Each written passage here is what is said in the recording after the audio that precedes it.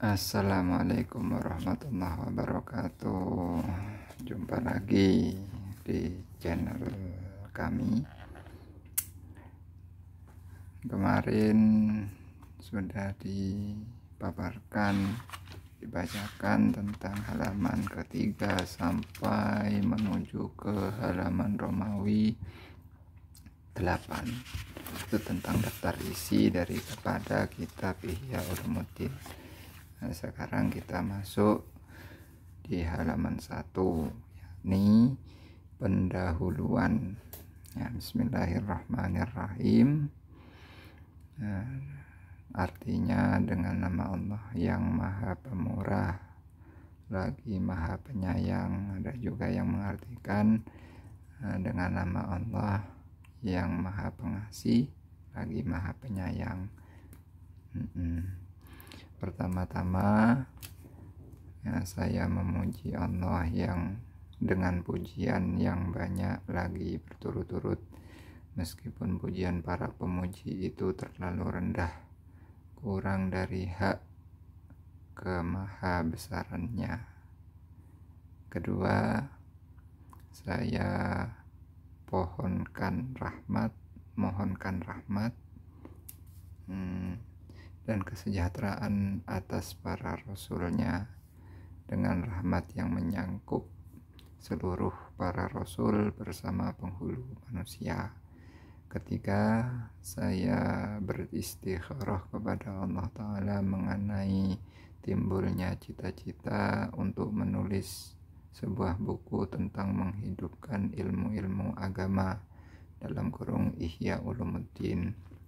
Keempat, saya merasa terpanggil untuk memotong ketakjubanmu, wahai pencela yang keterlaluan dalam mencela dari golongan orang-orang yang ingkar, yang berlebih-lebihan dalam mencaci dan mengingkari dari kalangan orang-orang yang ingkar dan lalai. Sungguh terlepas ikatan diam dari lidahku, dan saya kalungi dengan untaian perkataan selama kamu terus buta terhadap kebenaran yang nyata, serta melantur dalam menolong yang batal, membaguskan kebodohan, dan membangkitkan keburukan terhadap orang yang lebih mengutamakan untuk mengundurkan diri sedikit dari kebiasaan orang banyak, dan ia bergeser sedikit dari kebiasaan untuk menuju kepada amal yang dihendaki oleh ilmu, karena ingin sekali memperoleh kesucian jiwa dan perbaikan hati untuk beribadah kepada Allah Ta'ala, dan untuk mendapat sebagian umur yang hilang dengan sia-sia karena putus asa dari kesempurnaan mendapatkannya dan penambalannya, dan menghindarkan diri dari golongan yang telah disebutkan oleh pemilik syarak, Syahibus Syarak. Semoga rahmat dan kesejahteraan Allah tetap atasnya. Asyadun nasi azaban yaumal qiyamati alimun lam yanfa'hu Allahu subhanahu bi'ilmihi, mana artinya orang yang paling berat siksaannya pada hari kiamat adalah orang alim yang mana Allah yang Maha Suci tidak memberi manfaat dengan ilmunya. Nah, di mana hadis ini diriwayatkan oleh Asy-Syaghir dan Al-Baihaqi dalam Syu'bul Iman dari Abu Hurairah dengan sanad yang dhaif. Oke, lanjut halaman kedua. Nah, ini perkataan Imam Ghazali berarti. Demi umurku, sesungguhnya tidak ada sebab bagi keterus-menerusanmu dalam kesombongan selain penyakit yang umum pada orang banyak, bahkan menimpa golongan yang banyak, karena kelalaian dalam memperhatikan puncak urusan ini, dan bodoh dalam kurung tidak tahu bahwa urusan ini melampaui batas. pembicaraannya sungguh-sungguh. Akhirat itu datang, dunia itu berlalu, ajal itu dekat, perjalanan itu jauh, sedangkan bekalnya itu sedikit, bahayanya besar, dan jalannya buntu. Selain ilmu dan amal yang ikhlas karena Allah Ta'ala adalah tertolak di sisi pengeritik yang melihat. Menempuh jalan akhirat dengan banyaknya tipu daya tanpa adanya petunjuk dan teman adalah melelahkan dan menyusahkan. Penunjuk jalan adalah para ulama yang mana mereka adalah pewaris para nabi. Masa telah kehabisan mereka, dan yang tinggal hanyalah orang-orang yang bertanda, di mana sebagian mereka tergoda oleh syaitan dan terbujuk oleh orang-orang yang melampaui batas. Setiap orang yang mendapat bagiannya yang dekat dalam kurung dunia, maka ia menjadi melihat yang ma'ruf kebaikan itu mungkar keburukan, dan yang mungkar itu menjadi ma'ruf, sehingga ilmu agama terhapus dan menara petunjuk itu tertutup di seluruh penjuru bumi. Telah terkhayal kepada makhluk bahwa tidak ada ilmu kecuali fatwa pemerintah, di mana para hakim mempergunakan untuk memutuskan persengketaan ketika merajalelanya kezaliman, atau perdebatan yang dipergunakan sebagai perisai oleh orang yang mencari kemegahan untuk mendapat kemenangan dan keuntungan, atau sajak dalam kurung puisi yang dihiasi yang dipergunakan sebagai perantaraan oleh pemberi nasihat untuk membujuk orang awam ini pemula, karena mereka tidak melihat selain 3 hal ini sebagai pemburu barang haram dan penjaring harta dunia.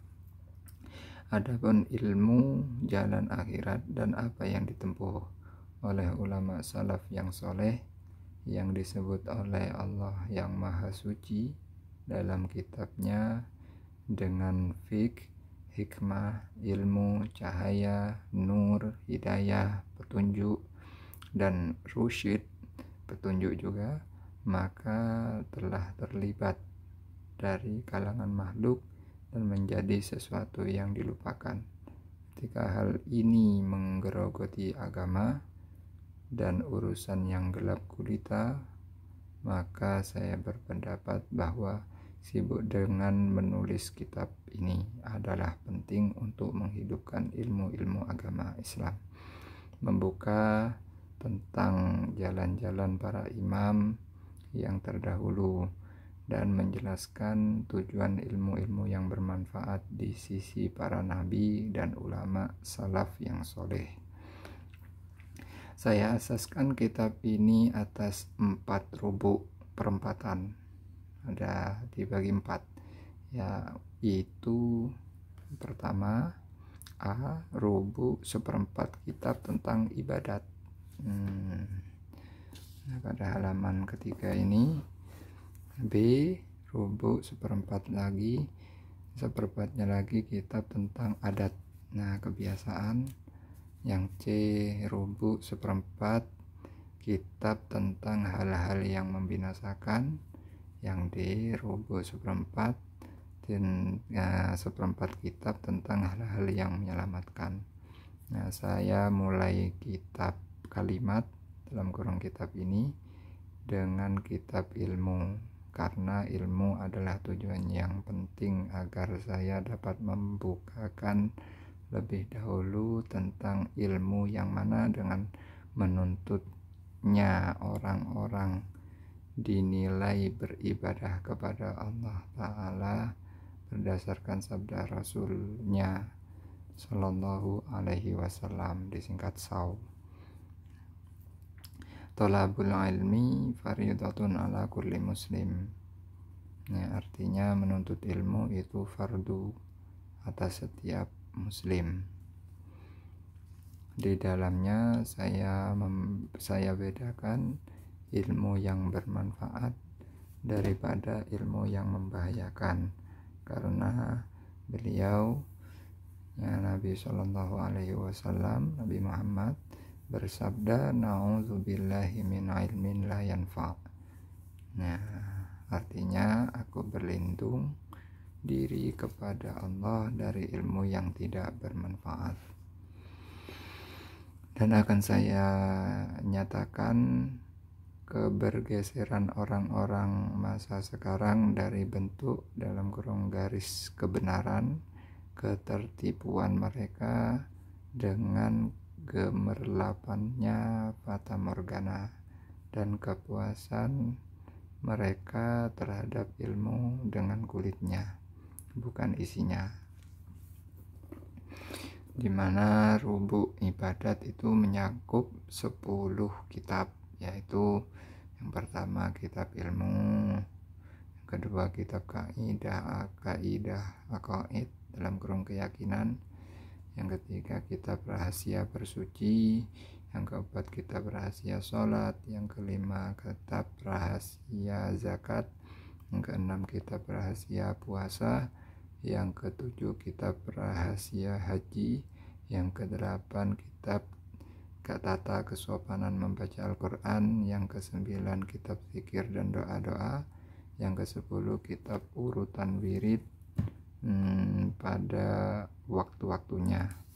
Dimana hadis yang di atas tadi ini, tolabul ilmi, itu diriwayatkan dari hadis riwayat HR, ini hadis riwayat Ibnu Majah dari hadis Anas, dan didhaifkan oleh Ahmad, Baihaqi dan lain-lain. Nah, untuk ini hadis yang ini, naudzubillah, ini hadisnya ini diriwayatkan oleh Ibnu Majah dari hadis Jabir dengan sanad yang hasan, kurang baik.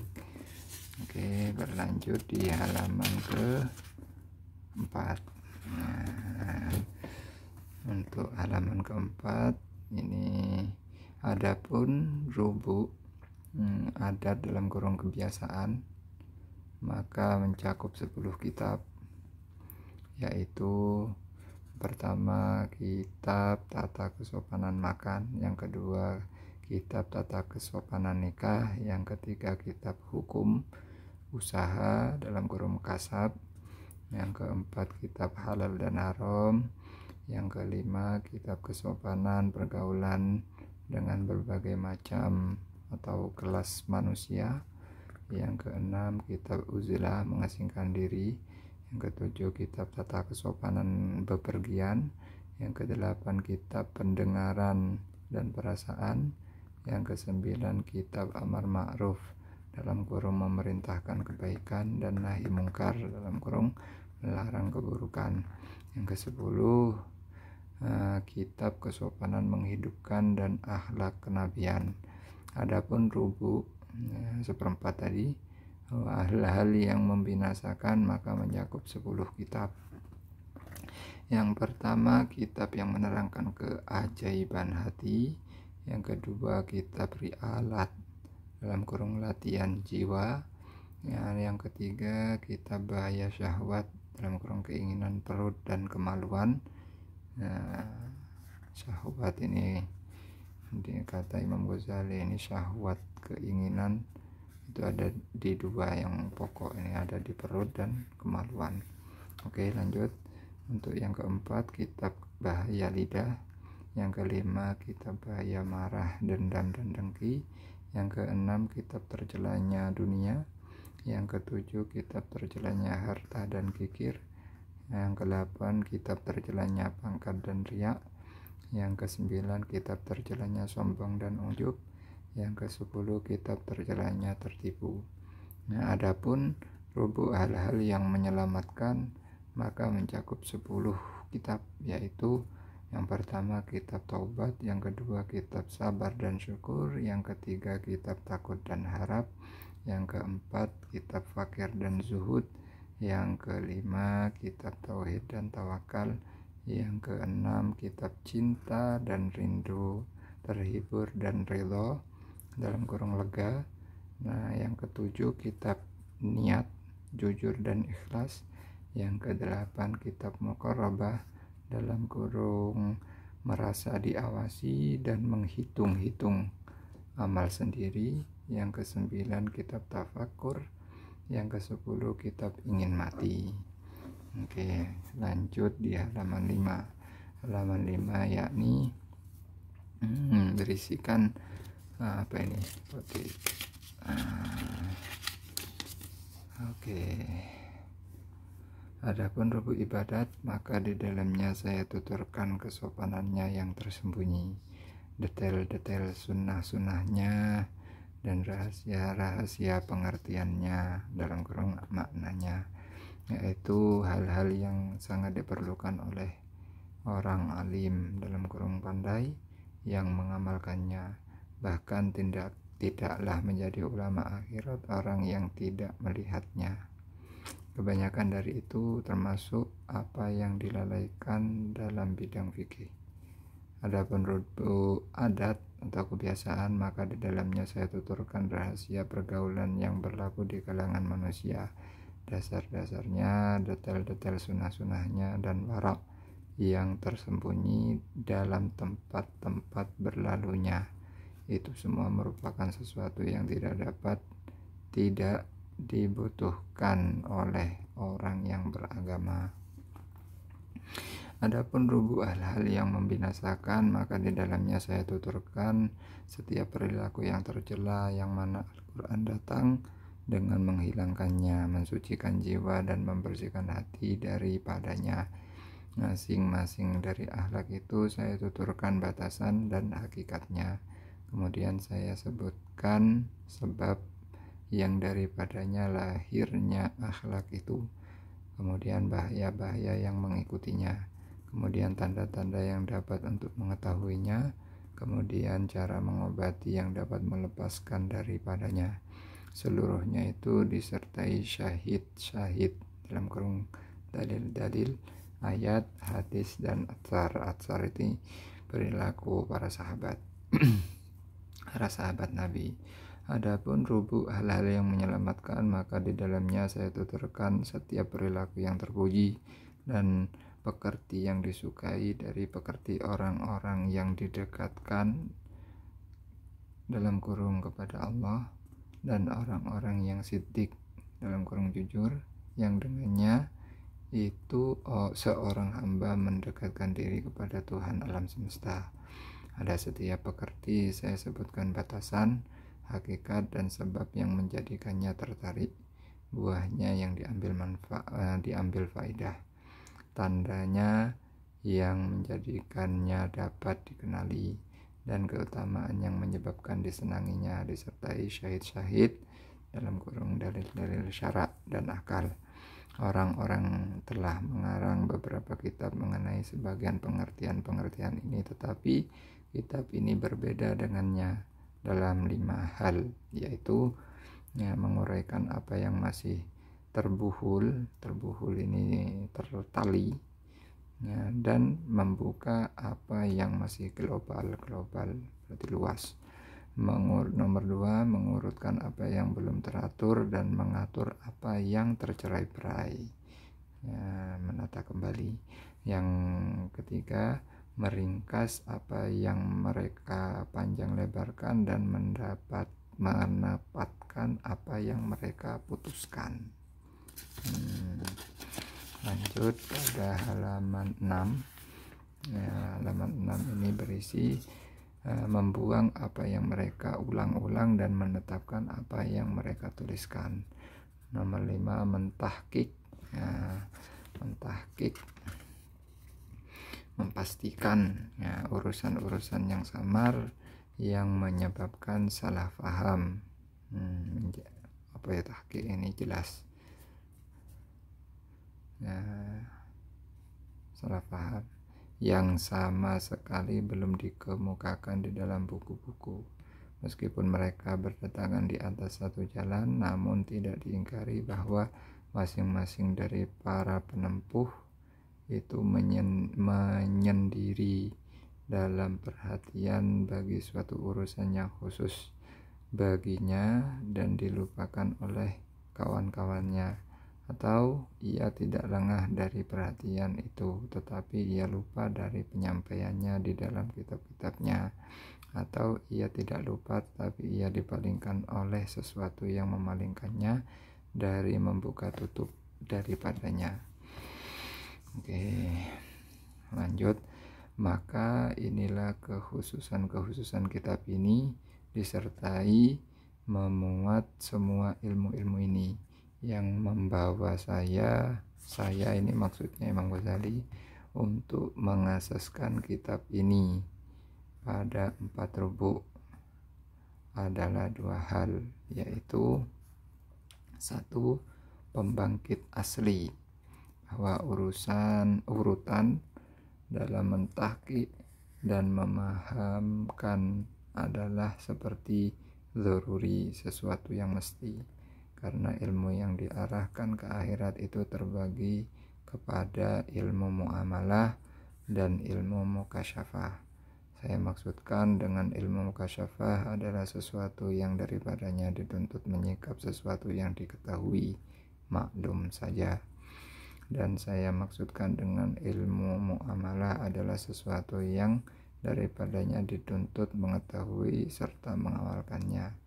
Tujuan dari kitab ini adalah ilmu muamalah saja, bukan ilmu mukasyafah yang tidak ringan untuk memasukkannya di dalam buku-buku, meskipun itu menjadi puncak tujuan para penuntut ilmu dan keinginan pandangan para siddiqin. Ilmu muamalah adalah jalan kepadanya ilmu mukasyafah, tetapi para nabi, semoga rahmat Allah tetap atas mereka, tidak membicarakannya kepada makhluk kecuali dalam ilmu jalan dan petunjuk kepadanya. Adapun ilmu mukasyafah, mereka membicarakan hanya dengan rumus dan isyarat atas jalan perumpamaan dan global, karena mereka mengetahui sempitnya pemahaman makhluk untuk menanggungnya. Para ulama adalah para pewaris Nabi, maka mereka tidak mempunyai jalan untuk bergeser dari jalan mematuhi dan mengikutinya. Kemudian ilmu muamalah terbagi kepada ilmu lahir. Saya maksudkan ilmu mengenai amal anggota badan, dan ilmu batin. Saya maksudkan ilmu mengenai amal-amal hati dan yang berjalan atas anggota badan, baik yang adat ataupun ibadat, dan yang datang pada hati, yang mana itu terhalang dari indera-indera, adalah termasuk alam malakut. Ada kalanya terpuji dan ada kalanya tercela secara wajib. Ilmu ini terbagi 2 bagian, yaitu lahir dan batin. Bagian lahir yang berhubungan dengan anggota badan terbagi menjadi adat dan ibadat, sedangkan bagian batin yang berhubungan dengan keadaan hati dan akhlak jiwa terbagi menjadi tercela dan terpuji. Maka jumlah keseluruhannya ada 4 bagian, dan tidak ada pendapat yang menyimpang mengenai ilmu muamalah dari bagian-bagian ini. 2. Pembangkit kedua, bahwasanya saya melihat kegemaran dari para penuntut ilmu itu benar-benar terhadap ilmu fikih, yang mana ilmu fikih itu pantas di sisi orang yang tidak takut kepada Allah, yang berkedok dengannya untuk bermegah-megah dan menampakkan pangkat dan kedudukan dalam perlombaan. Ilmu fiqh tersusun atas 4 rubuk perempatan. Orang yang berhias dengan perhiasan yang disukai, maka ia disukai. Maka saya tidak menjauhkan bentuk kitab ini dengan bentuk fiqh karena menarik hati secara halus. Oleh karena itu, sebagian orang yang bermaksud menarik kecenderungan hati para pembesar kepada ilmu kedokteran, ia membuatnya atas bentuk takwim, bintang-bintang dengan dibuat dalam kolom dan angka-angka, dan diberinya nama takwim kesehatan, agar dapat menjinakkan mereka kepada jenis itu sehingga tertarik untuk menelaahnya. Berbuat secara halus dalam menarik hati kepada ilmu yang berguna pada hidup yang selamanya adalah lebih penting daripada berbuat secara halus dalam menarik hati kepada kesehatan badan. Buah ilmu ini adalah pengobatan hati dan ruh yang bersambung kepada hidup yang selama-lamanya. Maka di manakah nilai ilmu kedokteran yang mengobati tubuh yang pasti dihadapkan kepada kerusakan dalam waktu yang sebentar lagi dibanding dengan ilmu pengobatan hati? Maka kita mohon kepada Allah yang Maha Suci akan kemudahan petunjuk dan kebenaran. Sesungguhnya Dia Maha Pemurah dan Maha Penderma. Oke, selesai halaman 7. Lanjut di halaman 8. Ya, di halaman 8 adalah kitab ilmu. Di dalamnya terkandung 7 bab, yaitu bab pertama tentang keutamaan ilmu, mengajar dan belajar. Bab kedua tentang ilmu-ilmu fardu ain dan fardu kifayah, menerangkan batas-batas ilmu fiqh dan ilmu kalam termasuk ilmu agama, dan menerangkan ilmu akhirat dan ilmu dunia. Bab ketiga tentang sesuatu yang dianggap oleh orang umum termasuk ilmu-ilmu agama padahal tidak termasuk. Di dalamnya terdapat keterangan jenis ilmu yang tercela dan nilainya. Keempat, tentang bahaya diskusi dan sebab manusia sibuk dengan perbedaan pendapat dan perdebatan. Bab kelima tentang tata kesopanan guru dan murid. Bab keenam tentang bahaya ilmu dan ulama dan tanda-tanda yang membedakan antara ulama dunia dan ulama akhirat. Bab ketujuh tentang akal, kelebihan dan bagian-bagiannya, dan hadis-hadis yang ada mengenai akal itu. Oke, alhamdulillah kita sudah menuju ke halaman 9. Oke, bab halaman 9 ini masuk pada bab pertama tentang keutamaan ilmu, mengajar, belajar, dan dalil-dalil dari nakal. Ya, dalil-dalil dari nakal yaitu Al-Quran dan hadis dan akal. Oke.